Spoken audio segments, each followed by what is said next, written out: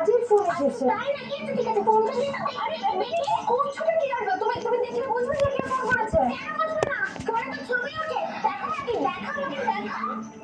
খুব স্মার্ট হয়ে গেছে তাই না? মিনি দেখো হয়তো কোনো জরুরি কথা। দাঁড়াও আমি একটু ফোনটা ধরে নিই। হ্যালো হ্যালো রোশনি, শোনো না, বলছি একটা এমার্জেন্সি আছে, আমার বাড়ির সামনে আসবে। ইমার্জেন্সি? কি হচ্ছে বলুন তো স্যার? যে আমি কোথায় যাবো? আমি তো এখন মিনির সঙ্গে আছি। দেখো আমি কিচ্ছু শুনতে চাই না, আমি যেটা বলছি সেটা শোনো। আমার বাড়ির সামনে এসো প্লিজ। স্যার জি কি হয়েছে সেটা তো বলুন। আমার কথাটা শুনবে কি শুনবে না? আপনি না আজকাল বড্ড জোর করেন। আচ্ছা কি হয়েছে সেটা বলুন। রোশনি, ফোনে যদি আমি সবকিছু বলতে পারতাম তাহলে তোমাকে ডাকতাম কেন? দেখো এই কথাটা যদি আমি তোমাকে না বলি তাহলে তুমি মিস করে যাবে, তুমি পরে বলবে যে এই কথাটা কেন বলি। স্যার জি কি কথা আমাকে একটু বলুন তো।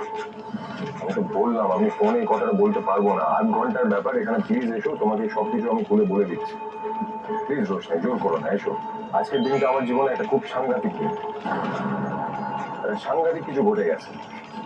কি বলছেন বলুন তো আপনি এসব? কি ঘটেছে কি হয়েছে আপনি আগে বলুন, আমাকে এক্ষুনি বলুন কি হয়েছে। বলছি ফোনে বলা যাবে না, প্লিজ এসো এখানে। আচ্ছা আচ্ছা এইটুকু বলুন যে টেনশনে কিছু কি? ফোনে বলা গেলে তো বলেই দিতাম।